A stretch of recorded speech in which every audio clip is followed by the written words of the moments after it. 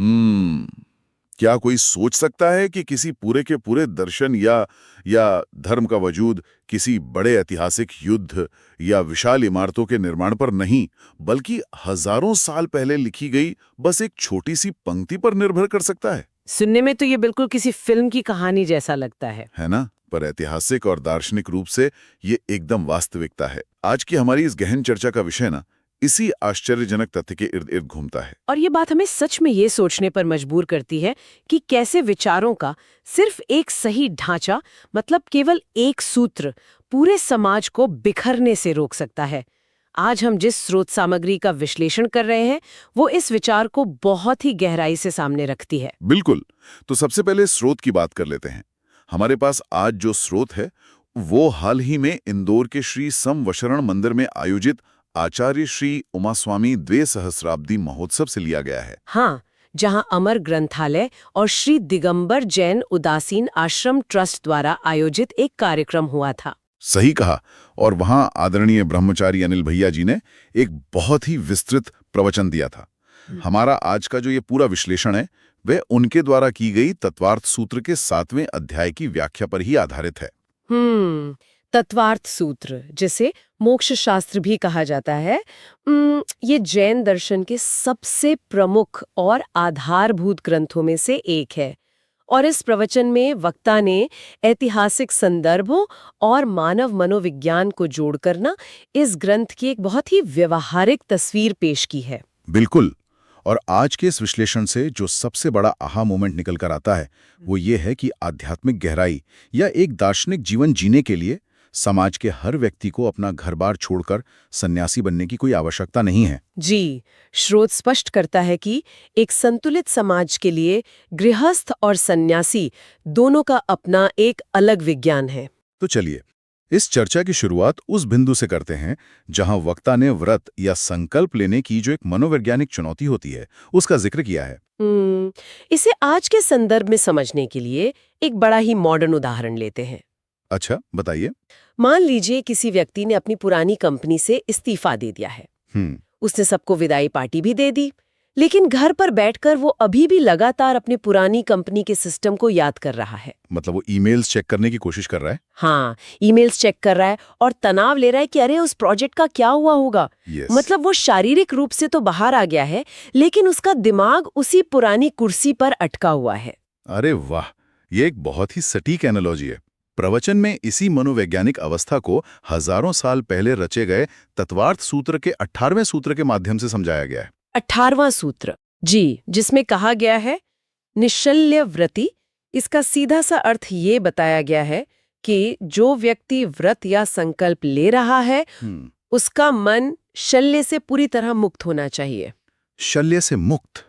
अगर मैं शल्य शब्द के शाब्दिक अर्थ पे जाऊं तो चिकित्सा विज्ञान में शल्य का मतलब कोई बाहरी वस्तु या कांटा होता है जो शरीर में चुभ गया हो, जैसे शल्य चिकित्सा या सर्जरी। बिल्कुल सही। तो मैं ये अनुमान लगा रहा हूं कि यहाँ इसका मतलब कोई मनोवैज्ञानिक कांटा या मानसिक उलझन है जो इंसान के दिमाग में फंसी हुई है। आपका अनुमान बिल्कुल सही है। आध्यात्मिक संदर्भ में प्रवचन के अनुसार शल्य का अर्थ है अतीत की जिम्मेदारियों में उलझे रहना या फिर भविष्य में उन व्रतों के बदले सांसारिक लाभ, यश या नाम की कामना करना। मतलब सिर्फ दिखावे के लिए। हाँ, अनिल भैया जी स्पष्ट रूप से विश्लेषित करते हैं कि मान लीजिए कोई व्यक्ति संन्यास ग्रहण कर लेता है, लेकिन आश्रम में बैठकर भी अगर उसके मन में अपनी छोड़ी हुई संपत्ति या परिवार की अव्यवस्था की चिंता चल रही है तो उसका वो व्रत काम नहीं करेगा। बिल्कुल। स्रोत के अनुसार उसका वो व्रत तकनीकी रूप से खंडित ही माना जाता है। बाप रे, इसका मतलब यह है कि केवल भौतिक या शारीरिक त्याग पर्याप्त नहीं है। अगर मन पीछे की तरफ मुड़कर देख रहा है तो उस त्याग की कोई दार्शनिक वैल्यू नहीं रह जाती। जी, क्योंकि प्रवचन में स्पष्ट किया गया है कि जैन दर्शन में व्रतों का मूल उद्देश्य संवर है, मतलब नए कर्मों को रोकना, और निर्जरा है, यानी पुराने कर्मों को काटना। समझ गया। तो अगर कोई व्यक्ति व्रतों के माध्यम से भविष्य में अच्छे भोगों की कामना कर रहा है तो वो तो उसी सांसारिक चक्र को फिर से ईंधन दे रहा है ना, जिससे वो बाहर निकलने का दावा कर रहा था। सही बात है। लेकिन अगर इस दर्शन में संकल्प लेने के लिए इतने उच्च स्तर के मानसिक वैराग्य की आवश्यकता है, जहां अतीत को मुड़कर देखना भी तकनीकी रूप से अमान्य है, तो यहाँ एक बहुत बड़ा व्यवहारिक विरोधाभास पैदा होता है। कैसा विरोधाभास? और ठीक, दुनिया की 99% आबादी तो गृहस्थ है, जो परिवारों में रहती है, व्यापार करती है। अगर नियम इतने सख्त हैं, तो क्या ये पूरा दर्शन सिर्फ मुट्ठी भर सन्यासियों के लिए बन के नहीं रह जाएगा? आम इंसान इस इकोसिस्टम का हिस्सा कैसे बन सकता है? और ठीक इसी विरोधाभास को सुलझाने के लिए ऐतिहासिक रूप से उस सूत्र का जन्म होता है जिसने पूरी व्यवस्था को बदल कर रख दिया, तत्वार्थ सूत्र का 19वां सूत्र। हाँ, और इस सूत्र की आवश्यकता को समझाने के लिए प्रवचन ने जो ऐतिहासिक घटना बताई गई है, वो बहुत ही ध्यान खींचने वाली है। मतलब एक कहानी की तरह। जी, भगवान आदिनाथ के जीवन की घटना। बिल्कुल। स्रोत में बताया गया है कि जब जैन धर्म के प्रथम तीर्थंकर भगवान आदिनाथ ने मुनि दीक्षा ली, तो उन्हें आहार यानी भोजन के लिए 6 महीने तक भटकना पड़ा। बहुत कठिन समय था वो। और उनके साथ जिन 4000 राजाओं ने भी दीक्षा ली थी, वे सभी अपने मार्ग से भटक गए और उन्होंने अपना एक भ्रष्ट मार्ग अपना लिया। अब सवाल यह है कि एक तीर्थंकर के साथ दीक्षा लेने वाले लोग अपने मार्ग से क्यों भटक गए? क्या उस समय समाज में कोई सपोर्ट सिस्टम नहीं था? समस्या दरअसल व्यवस्था की कमी ही थी। प्रवचन में बताया गया है कि उस समय तक धर्म में 2 अलग-अलग श्रेणियां या रास्ते नहीं बने थे। मतलब सिर्फ एक ही रास्ता था? हाँ, सिर्फ एक ही मार्ग था, मुनि धर्म। जब भगवान आदिनाथ ने संन्यास लिया, तो उन 4000 राजाओं ने भी देखा देखी या बस जोश में आकर दीक्षा ले ली, लेकिन इसका तंत्र कैसे काम करेगा, ये किसी को पता ही नहीं था। ओहो। समाज में कोई ये जानता ही नहीं था कि एक दिगंबर मुनि को आहार कैसे दिया जाता है, आहार की शुद्धता के नियम क्या हैं, या उन्हें कैसे आमंत्रित किया जाता है। मतलब क्योंकि समाज में केवल सन्यासी थे और गृहस्थों के लिए धर्म का कोई निर्धारित नियम या ढांचा नहीं था, इसलिए पूरा का पूरा सिस्टम कोलैप्स हो गया। सन्यासियों को खाना खिलाने वाला कोई प्रशिक्षित वर्ग ही नहीं था। सही कहा। और इसी ढांचागत शून्य को भरने के लिए तत्वार्थ सूत्र का वो 19वां सूत्र सामने आता है, अगार्ये नगारश्च। अगार्य नगारश्च। जी, इस एक सूत्र ने धर्म का पालन करने वालों को 2 स्पष्ट भागों में विभाजित कर दिया, जिससे एक पूरा इकोसिस्टम तैयार हुआ। ये 2 भाग हैं, अगारी और अनागारी। अगर हम शब्दों को तोड़ें तो अगारना मतलब घर होता है, तो अनागारी वो हुए जिनका कोई घर नहीं है, यानी पूर्ण सन्यासी। बिल्कुल, अनागारी वे महाव्रती मुनि हैं जिन्होंने घर, परिवार और परिग्रह का पूरी तरह से त्याग कर दिया है। और दूसरा वर्ग में श्रावक कहा जाता है। ये वे लोग हैं जो समाज में रहते हैं, व्यापार करते हैं, लेकिन अपनी क्षमता के अनुसार छोटे व्रतों का, जिन्हें देश व्रत कहते हैं, उनका पालन करते हैं। इस ऐतिहासिक निर्णय का जो प्रभाव पड़ा ना, वक्ता ने उसकी तुलना बौद्ध धर्म के पतन से की है। ये स्रोत का एक बहुत ही क्रिटिकल और दिलचस्प हिस्सा है। मतलब ये बताता है कि कैसे समाजशास्त्र और धर्म आपस में गहराई से जुड़े हुए हैं। ये सच में एक बहुत ही गहरा सामाजिक आर्थिक विश्लेषण है। जब हम भगवान महावीर और महात्मा बुद्ध के कालखंड को देखते हैं, तो दोनों भारत में एक ही समय के आसपास सक्रिय थे। पर प्रवचन के अनुसार बौद्ध धर्म के दृष्टिकोण में एक अंतर था। क्या अंतर था? उनके दर्शन से जो भी प्रभावित हुआ, उसे सीधे भिक्षु यानी सन्यासी बना दिया गया। इसका मतलब उन्होंने श्रावक या आगारी जैसा कोई मजबूत गृहस्थ आधार नहीं बनाया। स्रोत यही तर्क देता है। शुरुआत में तो लाखों भिक्षु बन गए, लेकिन जब समाज का एक बहुत बड़ा हिस्सा सिर्फ भिक्षु बन जाएगा, तो उत्पादन कौन करेगा? सही बात है, अर्थव्यवस्था कैसे चलेगी? बिल्कुल, भिक्षुओं को भोजन कौन देगा? वक्ता के अनुसार एक मजबूत और प्रशिक्षित गृहस्थ आधार की कमी के कारण ही भारत में धीरे धीरे बौद्ध धर्म का वो मजबूत ढांचा कमजोर हो गया। जबकि जैन दर्शन ने अगारी यानी श्रावक की एक ठोस व्यवस्था दी। उन्होंने समाज में गृहस्थों को धर्म का एक मुख्य स्तंभ माना, जिसके कारण आज भी महानगरों से लेकर छोटे गांवों तक ये परंपरा जीवित है। ये स्पष्ट रूप से एक बहुत ही सस्टेनेबल मॉडल प्रतीत होता है। लेकिन यहाँ एक और क्रिटिकल सवाल मेरे दिमाग में आता है। हाँ, पूछिए। आज के युग में जहाँ हर शास्त्र, हर नियम की किताबें इंटरनेट पर मौजूद हैं, पीडीएफ्स हैं, तो क्या कोई व्यक्ति अकेले ही किताबें पढ़कर घर के कमरे में बंद होकर खुद को मुनि या व्रती घोषित नहीं कर सकता? इन 2 वर्गों, अगारी और अनगारी का आपस में जुड़ना या एक दूसरे पर निर्भर होना इतना जरूरी क्यों बताया गया है? इस निर्भरता को ना प्रवचन में एक बहुत ही सुंदर दृष्टांत से समझाया गया है। एक रथ के दो पहियों का दृष्टांत। मुनि धर्म और श्रावक धर्म एक ही व्यवस्था के दो पहिए हैं जो एक दूसरे के बिना एकदम अधूरे हैं। अच्छा, तो ये निर्भरता काम कैसे करती है? मुनिराज गृहस्थों पर कैसे निर्भर हैं? देखिए, जब कोई महाव्रती मुनि या अनगारी बनता है तो स्रोत के अनुसार उनके नियम अत्यंत कठोर होते हैं। वे स्वयं भोजन नहीं बना सकते, वे कोई आजीविका या पैसा नहीं कमा सकते, और सबसे बड़ी बात, वे कल के लिए एक दाना भी बचाकर नहीं रख सकते। ऐसे में उनका अस्तित्व पूरी तरह से एक शुद्ध अगारी यानी श्रावक पर निर्भर करता है जो नवदा भक्ति के साथ उन्हें आहार दान दे सके। मतलब अगर श्रावक नहीं होंगे तो अनगारी व्यवस्था जीवित नहीं रह सकती? बिल्कुल नहीं रह सकती। ये तो मुनिराज की श्रावक पर निर्भरता हो गई, लेकिन एक गृहस्थ मुनिराज पर कैसे निर्भर है? वो तो अपना खाना खुद बना सकता है, पैसे कमाता है। गृहस्थ की निर्भरता आध्यात्मिक शुद्धि और प्रामाणिकता पर है। प्रवचन में स्पष्ट किया गया है कि एक गृहस्थ जीवन में व्यापार करते हुए, घर चलाते हुए कई प्रकार की अशुद्धियां और सूतक आदि होते हैं। तो वो दूर कैसे होते हैं? वक्ता कहते हैं कि गृहस्थ के घर की ये अशुद्धि केवल मंदिर जाने से पूरी तरह दूर नहीं होती। ये तब पवित्र होती है जब उस घर में किसी साधु के चरण पड़ते हैं और गृहस्थ उन्हें शुद्ध भाव से आहार दान देता है। इसके अलावा एक और बहुत बड़ा कारण है प्रामाणिकता का नियम। हाँ, प्रामाणिकता। इसके लिए स्रोत में जो आधुनिक उदाहरण दिया गया है वो बहुत ही प्रासंगिक है। वो मेडिकल डिग्री वाला उदाहरण? हाँ, बिल्कुल।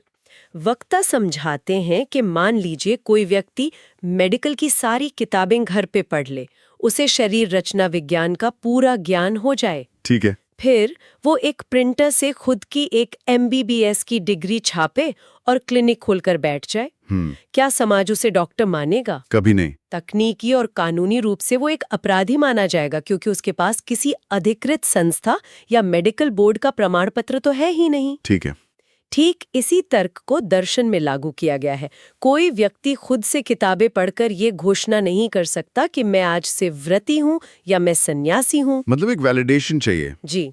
स्रोत के अनुसार मुनि बनने से पहले गृहस्थ जीवन को छोड़ने का एक TC यानी ट्रांसफर सर्टिफिकेट चाहिए होता है। व्रतों की सत्यता और प्रामाणिकता के लिए एक गुरु के समक्ष संकल्प लेना अनिवार्य है। क्या बात है। ये एक पूरा इकोसिस्टम है जहां गुरु और शिष्य, अगारी और अनागारी एक दूसरे को प्रमाणित और पोषित करते हैं। ये विश्लेषण ये एकदम स्पष्ट कर देता है कि इस दर्शन में कुछ भी रैंडम नहीं है। हर चीज का एक लॉजिकल फ्रेमवर्क है। अब अगर इस फ्रेमवर्क में गृहस्थ या अगारी की भूमिका इतनी ही महत्वपूर्ण है, तो एक सच्चे अगारी का व्यवहारिक जीवन कैसा होना चाहिए? स्रोत इसके बारे में क्या मार्गदर्शन देता है? इस व्यवहारिक पहलू को समझाने के लिए ना प्रवचन में एक प्राचीन और बहुत ही दार्शनिक पहेली का सहारा लिया गया है, राजा और किसान की पहेली। ओह, ये वो पहेली है जहां राजा किसान से उसकी दैनिक आय के बारे में पूछता है? हाँ, किसान बताता है कि वो दिन भर में 1 रुपया कमाता है, लेकिन जब राजा पूछता है कि वो उस 1 रुपए का प्रबंधन कैसे करता है, तो किसान का उत्तर अर्थशास्त्र और जीवन प्रबंधन का एक बेहतरीन मिश्रण था। वो 4 हिस्सों वाला उत्तर। बिल्कुल। किसान कहता है कि वो अपनी कमाई को 4 बराबर हिस्सों में यानी 4-4 आना में बांटता है। पहला हिस्सा वो कर्ज चुकाने में लगाता है।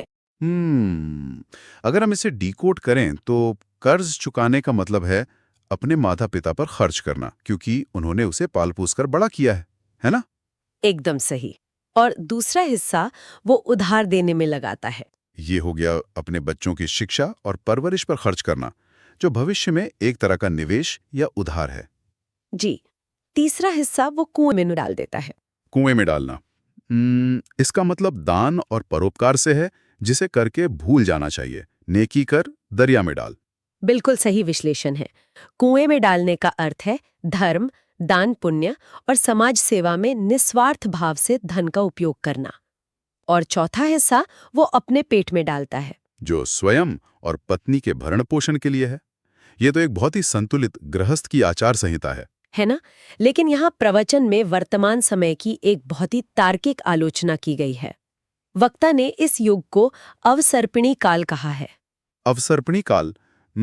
वैसे आमतौर पर इसका मतलब होता है कि समय के साथ आयु या शारीरिक बल का कम होना। हाँ, लेकिन उन्होंने इसका एक बहुत ही मनोवैज्ञानिक अर्थ निकाला। अच्छा, वो क्या? वक्ता के अनुसार अवसर्पिणी का असली मतलब आज के संदर्भ में यह है कि इंसान की दृष्टि सिर्फ आगे की तरफ है, वो पीछे देखना भूल गया है। ओहो, मतलब आज का इंसान अपने बच्चों पर यानी उधार देने वाले हिस्से में लाखों रुपए खर्च करने में संकोच नहीं करता, लेकिन अपने माता पिता की दवाइयों या जरूरतों के लिए कुछ खर्च करना उसे बोझ लगता है। वही तो, ये उस 4 हिस्से वाले संतुलन का पूरी तरह से बिगड़ जाना है। बिल्कुल। और केवल धन का प्रबंधन ही नहीं, मैंने देखा कि प्रवचन में कार्यों के प्रति भावों की शुद्धि पर भी बहुत जोर दिया गया है। इसके लिए एक दृष्टांत दिया गया था जो मुझे बहुत रोचक लगा। वो हींग की डिब्बी में रखे केसर वाले हलवे का प्रसंग। अरे हाँ, वो दृष्टांत गृहस्थों के काम करने के तरीके पर एक तीखा प्रहार है। कैसे? दृष्टांत ये है कि कोई व्यक्ति बहुत मेहनत से शुद्ध घी और शक्कर से हलवा बनाता है, लेकिन जब वो उसे खाता है तो उसका स्वाद बेहद खराब और कड़वा होता है। ऐसा क्यों? कारण ये था कि हलवे में खुशबू के लिए जो केसर डाली गई थी, उसे जिस डिब्बी में रखा गया था, वो डिब्बी पहले हींग की थी। केसर में हींग की गंध बस गई थी, जिसने पूरी शुद्धता को नष्ट कर दिया। अगर हम इस दृष्टांत का दार्शनिक अर्थ निकालें, तो क्या ये आधुनिक युग की उस आउटसोर्सिंग मानसिकता पर कटाक्ष है, जहां लोग सोचते हैं कि वे बस पैसे देकर किसी से भी धार्मिक कार्य करवा सकते हैं? बिल्कुल। वक्ता समझाते हैं कि जिस प्रकार हींग की गंध केसर को खराब कर देती है, उसी प्रकार यदि कोई गृहस्थ मंदिर के कार्यों या साधुओं की सेवा के लिए व्यक्तिगत समर्पण करने के बजाय नौकरों से पानी भरवाता है या सफाई करवाता है, तो उसे उसका फल नहीं मिलता। स्रोत के अनुसार तो बिल्कुल नहीं। बिना भावों की शुद्धि और व्यक्तिगत मेहनत के कोई भी कार्य सिर्फ एक यांत्रिक क्रिया बनकर रह जाता है। शुद्धता और विवेक ही एक सच्चे श्रावक की पहचान है। इस पूरी व्यवस्था, जैसे भावों की शुद्धि, धन का संतुलन, मुनियों के प्रति दायित्व, इन सब को सुनकर किसी भी सामान्य व्यक्ति के मन की ये सवाल उठ सकता है कि यार ये सब तो बहुत ही कठिन है। हाँ, शुरुआत में तो लगता है। अगर कोई व्यक्ति अपनी नौकरी, अपनी आजीविका या अपने हालातों के कारण इन नियमों का पूरी तरह से पालन नहीं कर सकता या पूरी तरह से अहिंसक नहीं हो सकता, तो क्या दर्शन उसे सिरे से खारिज कर देता है? यह एक बहुत ही महत्वपूर्ण सवाल है और मैं कहूंगी कि यहीं पर इस दर्शन की सबसे बड़ी खूबी नजर आती है। ये किसी को खाली हाथ नहीं लौटाता।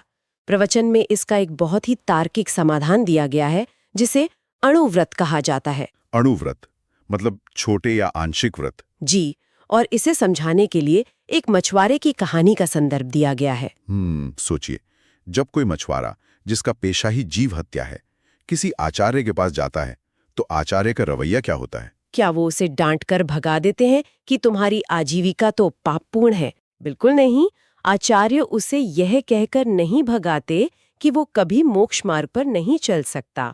आचार्यों ने मनुष्य की सामाजिक सीमाओं और उसकी मजबूरियों का गहराई से विश्लेषण किया। जब मछुआरा कहता है कि वो मछली पकड़ना नहीं छोड़ सकता, तो आचार्य उससे एक अणुव्रत देते हैं। और वो अणुव्रत क्या था? वे उससे कहते हैं कि तुम अपना जाल फेंकना मत छोड़ो, लेकिन क्या तुम यह नियम ले सकते हो कि जो पहली मछली तुम्हारे जाल में फंसेगी, तुम उसे वापस पानी में छोड़ दोगे?